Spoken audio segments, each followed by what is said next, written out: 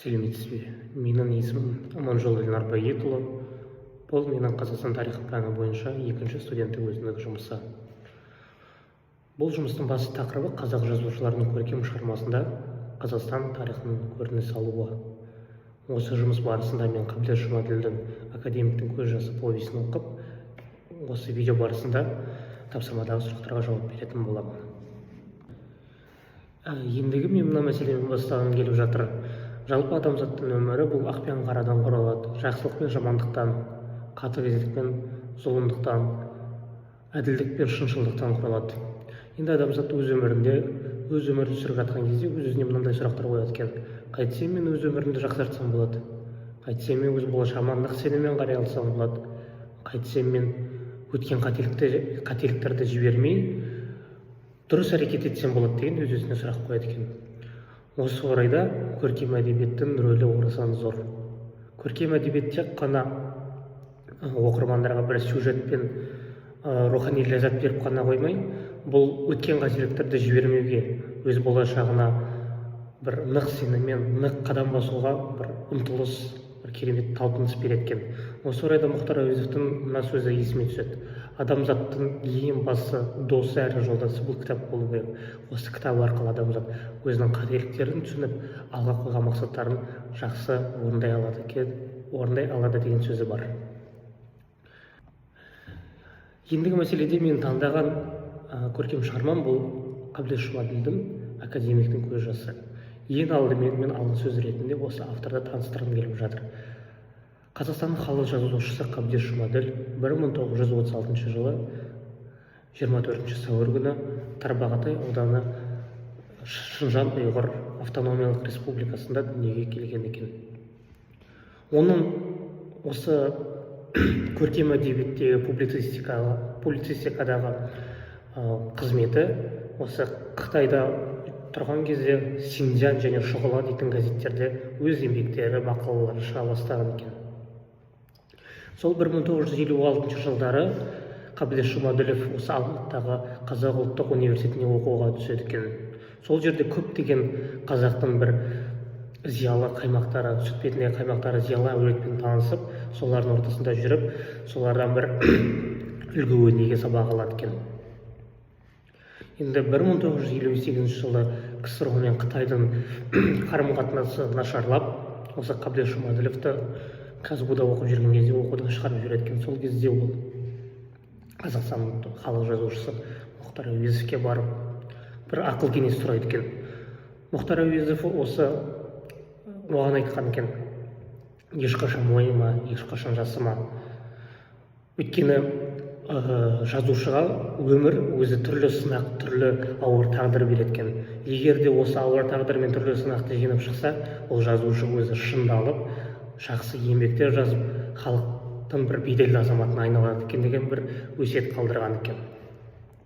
Содан кейін Қытайға қайтып көшіп келгеннен кейін 1958-1962 жылдары ол түрлі қуғын-сүргінге ұшырап, Советтің тыңшысы, националист деген бір айып тағылып, түрлі концлагерлерде отырып шығады екен. Дей тұрғанмен Қабдеш Жұмаділ атамыз өз өмірінде түрлі ауыр тағдыр кешсе де, ол ешқашан мойымай, жасымай, тек қана алға нық қадам басып, осы қазақ әдебиетін түрлі жанрлармен дамытқан екен. Мәселен, соңғы көш, тағдыр, таңғажайып дүние дейтін шығармалары осы қазақ тарихын, қазақ болмысын, қазақтың ұлттық рухани бір кодын дәріптеп жазған екен. Енді Қабдеш Жұмаділовтың басты бір шығармалардың басты бір ерекшелігі ол осы тұңғыш рет шетелдегі қазақ халқының мәселелерін көтеріп, сол туралы шығармалар жазған екен. Осының бәріміз білетін бұл бізде қазір қайтып барады, соңғы көш романдары, шығармалары бұл осы Қытай жерінде қазақтардың Қазақстанға көшіп келу жөнінде түрлі сөз қозғаған екен. Енді осы Қабдеш Жұмаділовтың басты бір мақсаты ол бізде сол бір тарихи замандағы, тарихи оқиғадағы бір шынайы, дұрыс, көзі ашық көзқарас қалдыру екен. Мысалға көптеген осы қазақ даласында көптеген бір қиын оқиғалар болса да, бұны көптеген қазақ литераторлары оны көп ашық айтпай, бір жаймен поверхностно айтуды көздеген екен. Алайда Қабдеш Жұмаділов оны құптамай, барлық тарихи оқиғаларға шынайы көзқарас қалдырып, бір көкірегі ояу, көзі ашық азамат екенін өзі дәлелдеді. Мәселен, осы академиктің көз жасы кітабында Филипп Голощекин ұйымдастырған кіші қазан бір сорақы өте қатыгез қаныпезер қазақ даласында жүрген жоспарын ол ашық суреттеп, соны сынайды екен. Бұл әрине оқырмандарға дәл сондай бір тарихи оқиғаларға жаңа көзқарас қалыптастырып, тарихи фактілерге өз түйсігінде бір жаңа ой қалыптастыруға көмектеседі екен. Осылайша Қабдеш Жұмаділовтің басты мақсаты тарихи оқиғаларға шынайы, дұрыс, көзі ашық көзқарас қалыптастыру. Ең алдымен келесі сұрақ, бұл бізде көркем шығарма қандай тарихи кезең мен оқиғаларға арналған? Жалпы академиктің көз жасы повесі бұл қазақтың тұңғыш геолог, инженері, қазақтың бір феномені, мыңжылдықта бір туатын, бір туар азамат Қаныш Сәтпаевтың айналасында болған қайғылы оқиғалар мен оның тағдырын суреттейді екен. Бұл осы повесте 1925 жылдан бастау алып, Қаныш Сәтпаевтың ақырғы күндеріне шейін 1960 жылдарға шейін жалғасады екен. Енді бұл повесте жалпы ол қазақ тарихындағы бір опа қайыр әкелмеген, қылышынан қан тамған кеңес өкіметі кезіндегі қазақтың осы геологы басынан өткен оқиғаларды, қазақтың тұңғыш геологының басынан өткен оқиғаларды сипаттайды екен. Ең алдымен автор өзінің бірінші бөлімінде осы қазақ даласындағы коммунизмнің орнауы, осы қазақ даласындағы большевик сымақтарды сынайды екен. Мәселен, 1924-25 жылдары қазақтан шыққан тұңғыш коммунистер Сәкен Сейфуллин, Тұрар Рысқұлов, Сейтқали Меңдешев сынды тұлғалар Сталинге хат жазады екен. Міне осы қазақтың даласы осы октябрь революциясының бір қасіретін көрмеді. Қазір қазақтың байлары одан сайын басын көтеріп, ары-қарай дамуда, бізді коммунистерді қысуда, қыспаққа алуда. Мәселен, осы Ташкенттегі Ақ жол газетінің айналасында Әуезов, Аймауытов, Жұмабаев секілді тұлғалар жинақталып, бір контрреволюциялық қозғалыстарды жандандыруда деген түрлі айып тағады екен. Сол кезде Сталин, енді қазақта бір сөз бар ғой, өз басына тілеген дерттің ешқашан емі табылмайды деген. Сол кезде Сталин, мен сіздерге бір осы қазақ жеріне коммунизм дамытатын, социализм дамытатын бір тұлғаны жіберем, соған дайын болыңыздар дейді. Енді азды сұрасаң көпті береді дейді. Сталин сол кезде бір нағыз қаныпезер оңбаған Филипп Голощекин деген қожақты осы қазақ даласына жібереді екен. Оның қаныпезері болған соң 1918 жылы патша үкіметінің осы патшаны, оның айналасындағы отбасын, оның айналасындағы дәрігерін, аспазын бірге атып өлтіріп тастаған екен. Енді қазақ даласына осы қожақ келіп, көптеген осындай бір теріс қарама қайшылы оқиғалар болады екен. Осы Голощекин келгеннен кейін осы кабинетінде 3 айлық бойы көптеген қазақтың адамдары келіп, бір-біріне донос жазып, бір-біріне жалоба жазып, бір-бірін атып сатқан екен. Әсіресе осындай шолақ белсенділер көбейіп, осы қазақ зиялыларына қастандық жасап, Голощекинге түрлі олардың бір жасап жатқан еңбегін, қоғамдық бір қызметін баяндап, осылай сатып беріп отқан екен. Сол кезде Голощекин күледі деген екен осы повесте. Осындай нағыз надан, көзі жабық, көре алмайтын халық болады екен-ау деп, осылай біз қазақтарға мысқылдап күлген екен. Расымен де бұл бір нағыз проблема ғой, өйткені қазақ даласында осылай қазақ бір-бірін сатып, бір-бірін көре алмаған екен. Осы жерде авторда осы академиктің көз жасы повесінде басты тақырып ретінде осы мәселені қозғайды екен. қазақтың бір-бірін көре алмаушылығы. Басты тақырып осы. Енді келесі тағы да оқиғалар солай әрмен өрби береді. Мысалыға Голощекиннің кіші қазан идеясы ол бізде ұлы нәубетке келді 1931-33 жылдары. Сол кезде көптеген қазақ даласында көптеген жарты халық қырылып, 1 миллион астам қазағы Қытай сынды, Моңғолия сынды, Иран сынды, Түркия сынды елдерге көшіп кеткен екен. Қазақ халқының саны күрт азайған екен. Сол кезде Қаныш Сәтпаев өзінің Жезқазғанда геологиялық барлау жұмыстарын өткіздіріп жатып, Баянауылға өз туылған тумаластарын көруге барып кетеді екен. Сол кезде барған бойда жолдың бойында түрлі аштан қырылған өлекселер, адам денелері жатыр екен. Сол кезде Қаныш Сәтпаев шошып жүрегі ұстап, ойбай, мынандай қазақ даласында неге Құдай тағала осындай опа қайыр әкелмей, неге осындай зұлымдыққа барды екен деп осындай бір өз-өзіне ой салады екен. Сөйтіп өз ауылына келген кезде, мен енді повестегі мысалды айтып жатырмын, өз ауылына келген кезде бір киіз үйдің қасына тоқтап, түндегі ашық түрке киізін ашып қараса, бір-біріне 3-5-7 жастағы балалар бір-біріне құшақтасып, жақын арада тығыз жатып мерт болған екен. Сол кезде Қаныш Сәтпаев шошып, Құдай тағала осындай қатыгездікті біздің халқымыздың басымызға не үшін жібердің деп өз-өзіне сұрақ қойып шылап жібереді екен. Енді солай келе өз ауылына жетіп Тәрмези дейтін ағайынына келіп, барлық хал жағдайын сұрайды екен. Ол ауылда да көп адамдар аштан қырылып жатқан екен. Сол кезде Қаныш Сәтпаев дереу шешім қабылдап, сол ауылдағы кішкентай 3-5 жастағы балаларды жинап алып, өзінің фургонына тиеп алып, барлығын қалаға аштықтан құтқару үшін, оларға дұрыс білім беру үшін, өнеге беру үшін қалаға алып кетеді екен. Одан әрмен қарай хронологиялық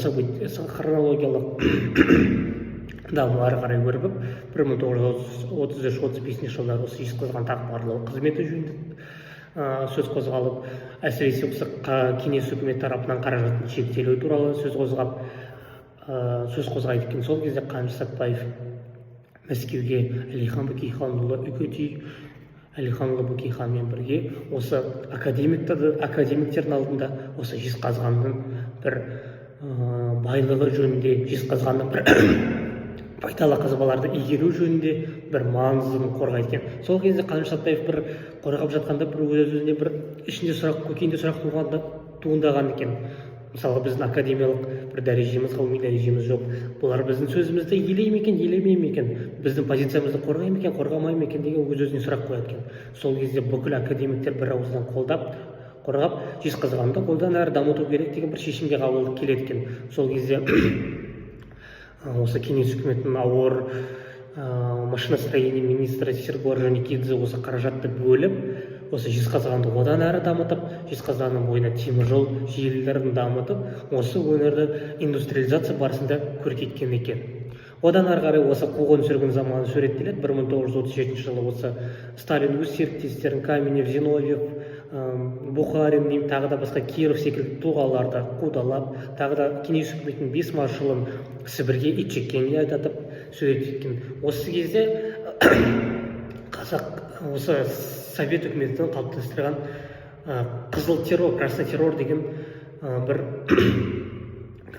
саяси контексттегі бір науқаны басталады екен. Сол кезде қазақ даласына жаңа айтып кеткенде бір-бірін көре алмайтын қазақтар бір-бірін сатып, бір-бірінің үстіне дануш жазып, сөйтіп бір көзі ашық, көкірегі ояу азаматтарды барынша Совет үкіметіне ұстап беруге тырысқан екен. Енді олардың басты мақсаты не? Совет үкіметінің басты мақсаты не? Көзі ашық, көкірегі ояу азаматтарды жойып, тек қана билік басына мәңгүрттерді, өз ұлты мен тарихын білмейтін санасыз адамдарды қалдыру. Одан бөлек тағы да баста айта кететін мәселе, бұл бізде жапон тыңшысы деген бір айып пайда болған екен Қазақстанда. Тағы осы бір айыптың бір сорақылығы неде? Тіпті осы жапон тыңшысымен айыпталған адамдардың өзі Жапония деген елді білмейді екен. Бұл бізде Совет үкіметінің бір керағар, қампезер саясаты. Осы орайда жаңағы мен басында айтып кеткен Қабдеш Жұмаділов, мен осы оқиғаларды оқып жатқан кезде менің сол замандарға бір нағыз көз ашық, бір көзім ашықтай бір қарап, жаңа бір көзқарас қалыптастырдым. Тіпті осы Голощекиннен келгеннен кейін Левон Мирзоян дейтін Қазақ Компартиясының бірінші хатшысы халық оны Мырзажан деп атап кетті, тіпті оны да соттап атып тастаған екен. Енді әрмен қарай 1940 жылдары Ұлы Отан соғысы басталады. көптеген заводтар мен фабрикалар осы Қазақстанға эвакуацияланады екен. Сол кезде көптеген Украина, Беларусь жерінде көптеген пайдалы қазбаларды игеру кен орындары сол жерде оккупация территориясында қалып қояды екен. Олардың басты мақсаты неде? Осы басты рөл неде? Сол пайдалы қазбаларды кен игеру орындары, олар осы қару-жарақ шығаруға, ауыр техника шығаруға аса бір қымбат молибден, вольфрам дейтін сынды элементтерді береді екен. Алайда енді оккупация жерінде оны игере алмағаннан кейін совет билігі осы Қазақстанға көз тіккен екен. Сол кезде Қаныш Сәтпаев барып доклад жазып, міне қазақтың жерінде мынандай пайдалы қазбалар бар. Егер біз соның бәрін игерсек, ертең соғысты жеңіп шығуымыз мүмкін деп бір қорғап шығады екен. Осы кезде бастап Жезқазғанда жаңа кен өндірісі дамып, әсіресе молибден өндірісі дамиды екен. Осы орайда Қазақстаннан 9-ы Қазақстанда қойылып, көптеген ауыр техникалар мен самолеттер, машиналар Қазақстанда жасалады екен. Қазақстан былайша айтқанда совет үкіметінің арсеналы ретінде айналады екен. Кешіріңіздер. Одан бөлек осы соғыс барысында Қазақстанға совет үкіметінің ғылым академиясы көшіріледі екен. Сол кезде көшірілгеннен кейін ғылым бір өзінің шарықтау шегіне жетіп дамиды екен ары қарай.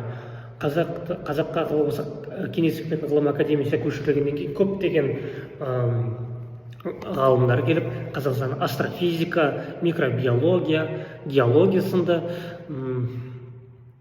сынды осы зерттеу облыстарын одан әрмен қарай дамытып, 1946 жылы Қазақстанның өзінің тәуелсіз ғылым академиясы құрылады екен. Осы кезде Қаныш Сәтпаев оның президенті болып тағайындалады екен. Енді 1950 жылдары тоже соғыс біткеннен кейін халық енді өз-өзінің арқасын енді ғана жазып бастаған кезде түрлі тағы да таныстар пайда болып, халық бір-бірін көре алмай сатып басталады екен. Енді Москваның басты бір мақсаты неде?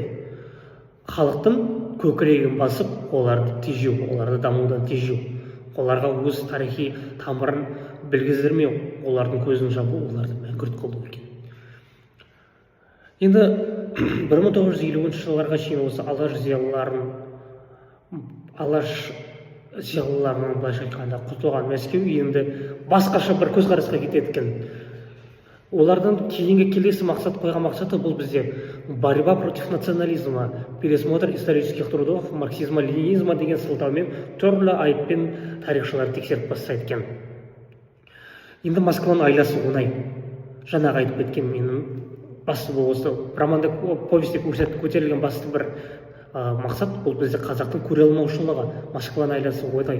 Олар осы қазақтың көре алмаушылығын пайдаланып, олар араға тек қана бір жалын жіберсе, ары қарай қазақ өз-өзін бір-бірін сатып, бір-бірін ұстап береді екен. Москваның айласы осындай. Енді 1940 жылы қазақтың беделді тарихшысы Ермахан Бекмаханов «История Казахской ССР» деген өзінің бірнеше томдық еңбегінде бір бөлімінде осы 19 ғасырдағы Кенесары Қасымовтың ұлт азаттық көтерілісі жөнінде бір бөлім жазады екен. Осы тарихи оқиғаға бір түсініктеме жазады екен. Сол кезде жазып болғаннан кейін оны түрлі Ленин, Сталин премияларының лауреатына ұсынып, оны Ермахан Бекмахановты дұрыс, мына мәселені қозғаған дұрыс, осы мәселені көтеру керек деп бір қолдау қолпаштау береді екен. Алайда уақыт өте келе совет үкіметінің екіжүзділігі байқалады. Осы орайда Бекмаханов ісін Мәскеу емес, осының айналасындағы жоран жолдастары істейді екен. Бекмахановты осы жоран жолдастары сатып береді екен. Әсіресе Ақынжанов, Шойынбаев, Айдарова дейтін сынды тарихшылар осы Бекмахановтың үстіне түрлі доноспен жалоба жазып, осы Бекмаханов ісінің көтерілуіне бір түрткі жібереді екен. Кейін осындай бір-біріне жалоба мен донос жазу, бір-бірін сатып беру, осы ғылым айналасына да түседі екен. Әсіресе осы Қаныш Сәтпаевтың айналасында жүрген түрлі ғылым қайраткерлері, әсіресе микробиолог Лысенко, геолог Русаков сынды тұлғаларды түрлі үстеріне айып тағып, жалоба жазып, итшеккенге айдатады екен. Осы орайда Қаныш Сәтпаев айналасында қара ниетті адамдардың жиналғаны, оны сатып беруге точнее жалпы жазуға дайын тұрғанын өзі бір сезеді екен. Осыдан кейін бір-екі күннен кейін Қаныш Сәтпаевты осы КГБ адамдары түрлі допросқа шақырады екен. Осы допроста түрлі сұрақ қояды екен. Мысалға, сіз би мен қажының баласы екенсіз, оны неге автобиографиясын жасырдыңыз дегенде, Қаныш Сәтпаев: мен ешқашан өзімнің шығу тегін ешқашан жасырмадым. Мен әрқашан шындықты жазып, мен барынша шындықты жазатын екенмін деп айтқан екен. Одан кейін келесі сұрақ: сіз осындай би мен қажының баласы болып қалай компартия мүшесі болдыңыз деп сұрақ қойған екен. Сол кезде Қаныш Сәтпаев: мен әуел басынан коммунист болғым келген жоқ, бірақ мені 1944-46 жылдары менің ғылым академиясының президенті ретінде сайлаған кезде мені мәжбүрлі түрде коммунист қылды. Алайда мен ешқашан өзімнің шығу тегімді жасырған емеспін деп айып таққан екен. Сол кезде енді осы КГБ-ның адамдары одан сайын ашуланып: сіз осы Кенесары Қасымовты қолдаған екенсіз, осы Кенесары Қасымовты қолдаған академиктерді, әсіресе Бекмаханов, Сүлейменов, Жұмалиев, Исмаилов сынды академиктерді қолдаған екенсіз деп, неліктен қолдадыңыз деп бір сұрақ қояды екен. Сол кезде Қаныш Сәтпаев ешқашан ойланбастан өзіне бір сынақ түсіп тұрса да, сол сынақтан дұрыс жете алатын жеңіске жетті. Осы орайда ол былай жауап берген екен: әрине, бұл ғалымдар менен бұрын академияға кіріп өз ғылыми жұмыстарын бастаған екен. Алайда оларды ұлтшыл деп, националист деп айыптау қате. Енді осы бір совет үкіметінің 200 жылдығын шет айтып кетеді екен. Осы 19 ғасырдағы Кенесары Қасымовты жазған кезде 1942 жылдары осы майдандағы қазақ батырларын жігерлендіру үшін, оларға бір рух беру үшін, сіздерді Кенесары мен Наурызбайдың, Исатай мен Махамбеттің аруағы қолдасын деп бір сондай бір ұран берген екен. Алайда уақыт өте келе осы Кенесары Қасымовты бір националист, ұлтшыл деп жаңа көзқарас айып тағып, осы тұлғаны зерделеген тұлғаларды, ғалымдарды айыптаған екен. Осы орайда кеңес үкіметінің 200-лігін Қабдеш Жұмаділ бір керемет суреттейді екен осыны оқи отырып. Одан бөлек тағы да енді әбден ашынған КГБ адамдары өз ашуларын жеткізе алмай қызарып отқан кезде тағы да бір сұрақ қояды екен: жарайды, енді сіз осы тарихты зерделеген екенсіз. 25 жыл бұрын сіз Едіге батыр жөнінде эпоста бір алғы сөз жазыпсыз. Неліктен жаздыңыз? Сіз сонда ұлтшылсыз ба деп былай кері сұрақ қойған екен КГБ адамдары. Сол кезде Қаныш Сәтпаев еш ойланбастан жауап берген: менің бұл еңбекті жазғаным рас. Алайда Едіге батыр ол бізде 14-15 ғасырда өмір сүрген қазақтың халық батыры. Ол кезде қазақ даласы Ресей империясына қосылған жоқ. Қалайша сіз Едіге батыр арқылы мені ұлтшылдықпен айыптағыңыз келеді деп бір оған кері сұрақ қояды екен. Осы орайда осы Қаныш Сәтпаевтың осы бір жауап беру арқылы біз Қаныш Сәтпаев қаншалықты жігерлі екенін, қаншалықты намысты болғанын біз осындай үзінділер арқылы сезе аламыз. Енді доностар ары қарай жалғасып, 1950 жылдары Қаныш Сәтпаев үстінде тағы да доностар жазып, осы қазақтың компартиясы басшысы Жұмабай Шайхметов пен идеолог Ильяс Омаров осы Қаныш Сәтпаевты ғылым академиясының президентінің орнын босатуды талап етеді екен. Қаныш Сәтпаев: мен өз орнымды ешқашан босатпаймын, өз халқыма түрлі еңбек жасадым, ертең кетіп қалсам халқыма қандай көзқараспен қарайды деген оларға төте сұрақ қояды екен. Сол кезде әбден ызаланған Жұмабай Шайхметов: егер өзіңіз шықпасаңыз, біз өзіміз сізді қуып шығамыз деп сөйтіп айып таққан екен. Келесі күні ғылым академиясының съезі өтіп, Қаныш Сәтпаевты бір ауыздан академиктер шығаруды қолдайды екен. Сол кезде әбден осындай бір түрлі кінәлау мен түрлі сатып жіберуді өз басына кешкен Сәтпаев әбден жылап жіберіп, өзінің жолдасы Нечитайло деген кісіге барады екен. Сол кезде Нечитайло оған Таисия Алексеевнамен бірге Мәскеуге билет алып беріп, сол жерде демалуын сұрап, сол жерге жібереді екен. Келесі күні вокзалға барса, Қаныш Сәтпаевты шығарып салуға ешкім келмеген екен. Осы орайда Нечитайға келіп, Қаныш Сәтбаевқа пойызына отырғызып, ақ жол тілеп, желіп шығарып салып жатқанда Қаныш Сәтбаев жылап жібереді екен. Осының академиктің көз жасында не жатыр? Академиктің көз жасында осындай халықтың бір-бірін көре алмаушылығы, халықтан бір-бірін сатып беруі жатыр екен. Осыдан әбден ашынған, әбден осындай оқиғаға әбден қарны ашқан Қаныш Сәтбаев осы орайда жылап жіберіп, осы неліктен қазақ балалары бір-бірін көре алмайды екен, қазақ балалары неліктен бір-бірін сатып береді екен, түрлі ойға шомады екен. Алайда уақыт өте келе Мәскеуге жетіп, сол жерде Сталин мен Маленковке хат жазып, өзінің барлық жағдайын баяндап береді екен. Одан кейін Мәскеуге қайтып Жұмабай Шаяхметов келіп, кейін Хрущев келіп, осы Қаныш Сәтбаевты қолдап, одан әрмен қарай қайтып ғылым академиясының президенті қылады екен.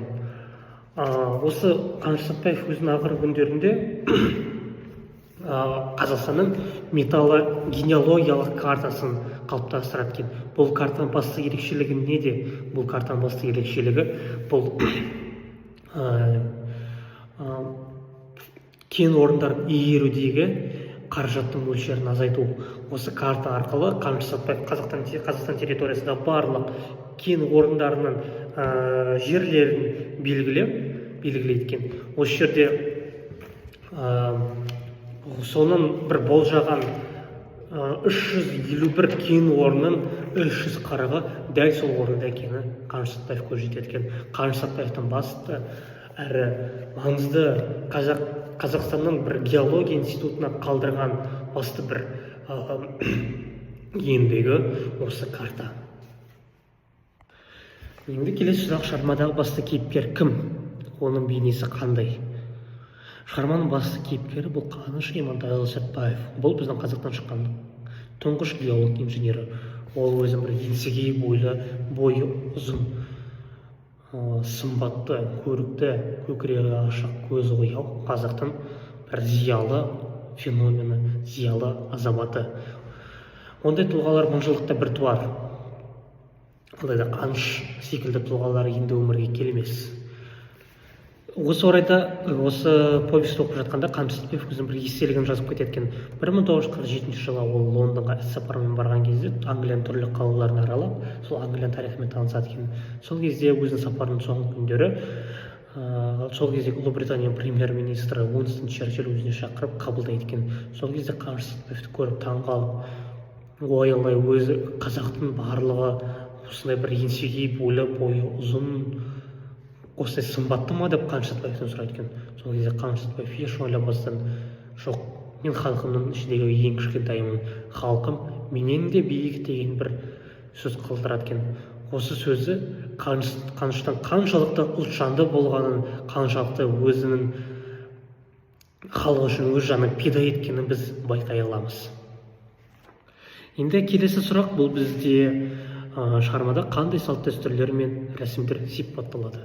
Жалпы бұл повесть Қаныш Сәтбаевтың айналасында болған қайғылы тағдыр мен оқиғаларды суреттесе де, автор Қабдеш Жұмаділұлы осы повесті жазу барысында қазақтың жойылып бара жатқан бір көне салт дәстүрлерін суреттейді.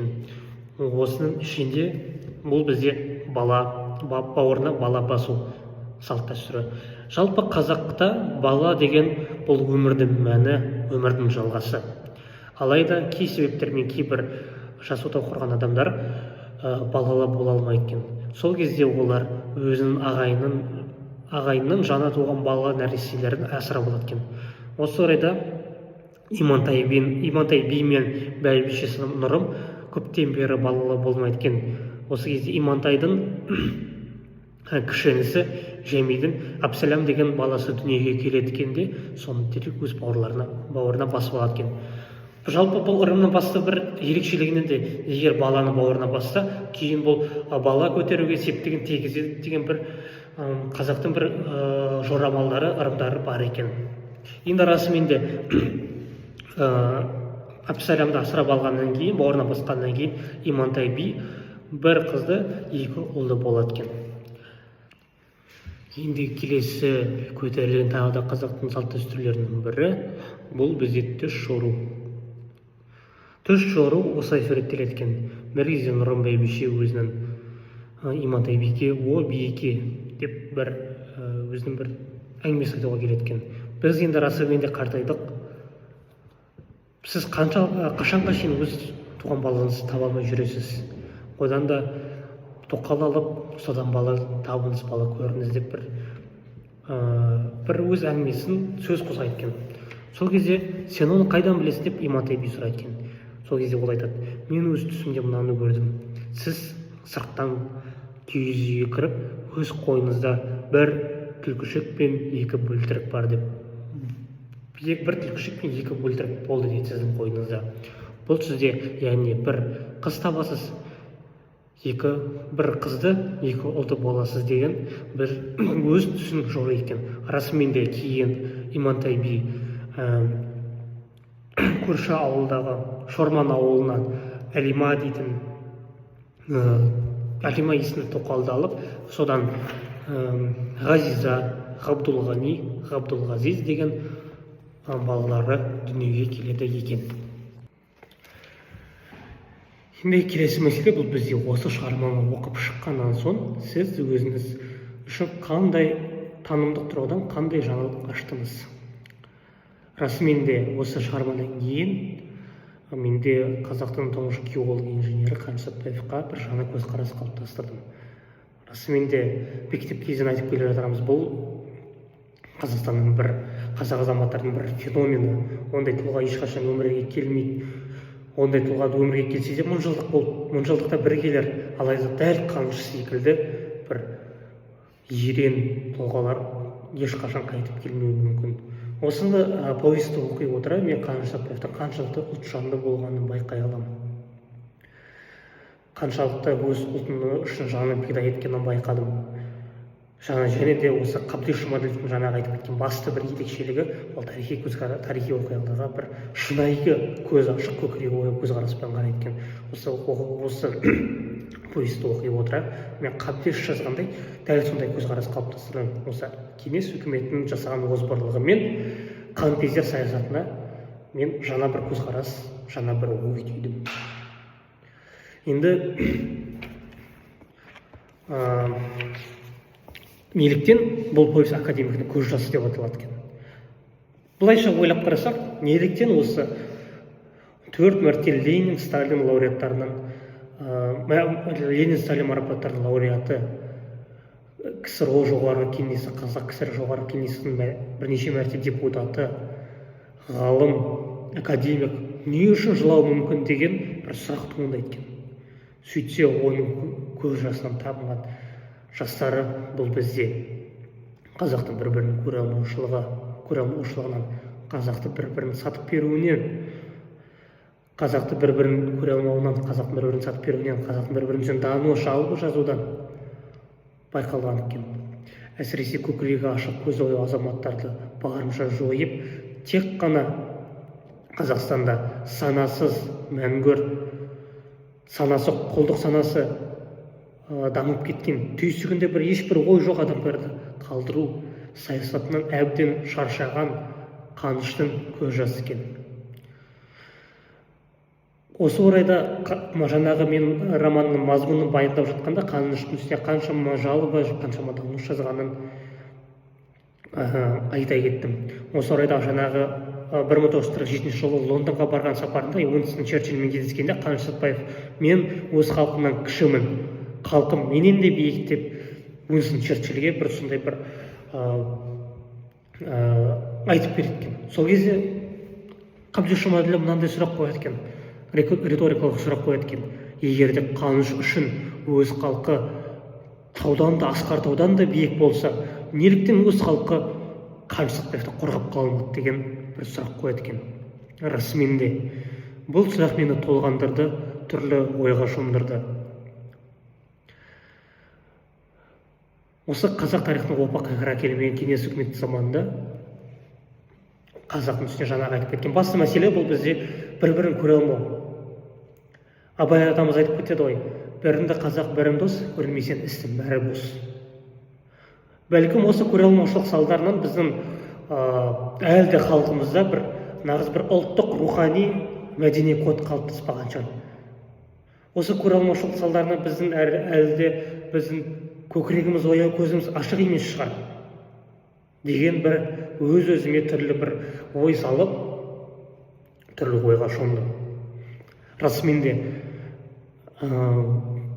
біз ұлт боламыз десек, біз тәуелсіз ұлт боламыз десек, біз әрмен қарай дамимыз десек, біздің бастық қоятын міндетіміз бұл бізді бір-бірімізді қолдау, бір-бірімізге қолпаштау, бір-бірімізге қолдау беру. Осы қателікті жеңе отырып, менің ойымша Қазақстан әрмен қарай дамиды деп мен өз басым ойлаймын.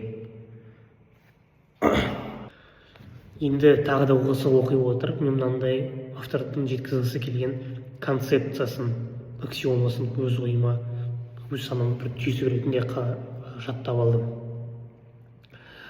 Автор мынаны жеткізгісі келген екен.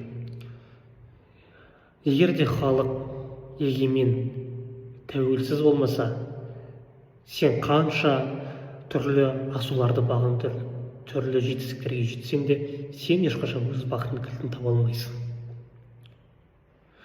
Осы аксиоманы түсінгеннен кейін, менің осы ойыма еріксіз бірінші әнұранымыздың сөзі алыптың қуаты халықта, халықтың қуаты бірлікте деген осы өлең жолдары есіме түскен. Расымен де осы бір тарихи тұлғалардың бір қуаты, қозғаушы күші бұл біздің халқымыз, бұл біздің ұлтымыз болады екен. Енді осы шығарманы оқи отырып, мен түрлі ойға шомдым. Түрлі бір көңіл күйді кештім. Әсіресе осы қазақ тағдырына бір жаңа көзқарас қалыптастырып, бірге қайғырып, бірге жылап, қоса қаншылықтың басынан өткен осындай бір-бірін сатып беруді оқыған кезде бір үстім бір тітіркендегендей болды. Сол кезде расымен де осы қазақ қашан бір-бірін сатып беруді, қашан бір-бірін көре алмауды доғарады екен деген өз басымда осындай бір ой, сұрақ қалыптасты. Расымен де бұл қазіргі таңда осы ұлтымыздың арасында бір өзекті мәселелердің бірі. Қашанғы қазақ бір-бірін сатып беруден тоқтайды екен деген бұл осы мәселе әлі де өзекті, әлі де көтерілуі тиіс. Ол үшін не істеуіміз керек? Ол үшін көптеген осындай кітаптарды оқуымыз қажет. Ол үшін осындай тарихи оқиғаларға жаңа көзқарас қалыптастыруымыз қажет. Ол үшін осындай тау тұлғалардың еңбектерін бағалап, оларды елеп, оларға бір құрмет танытуымыз қажет. Міне осылайша біз нағыз білімді, нағыз зиялы, нағыз текті ұлт бола аламыз. Енді бұл повесті мен әлбетте өз достарыммен, өз жолдастарыма ұсынар едім. Расымен де жаңағы айтып кеткен басты мәселе бұл бізде әлде айтып шаршамаймын, бұл бізде қазақтың бір-бірін көре алмауы. Осы роман, осы повесті оқи отыра, олар тек қана Қаныш Сәтпаевтың өмірімен, олардың ауыр тағдырымен танысып қана қоймай, осы қайтсем біз қазақ ұлтын әрі қарай дами аламыз, дамыта аламыз. Қайтсем біз ұлтымызды әрмен қарай көркейте аламыз. Қашан біз ұлтымыздың деңгейімізді қашан биікке қарай өсіре аламыз деген өз-өзіне мынандайды жүректі өз көкейлеріне мынандай сұрақ қойып, ұлтымыздың дамуына, халқымыздың дамуына барынша өз еңбектерімен күш жігерлерін салады екен. 90 сөздің тобықтай түйініне келетін болсақ, бұл шығарма өте өзекті, өте қызықты. Осы шығарманы оқи отырып, әрбір қазақ баласын өз жүрегінде ұлтжандылық, патриоттық сезімдер оянады екен.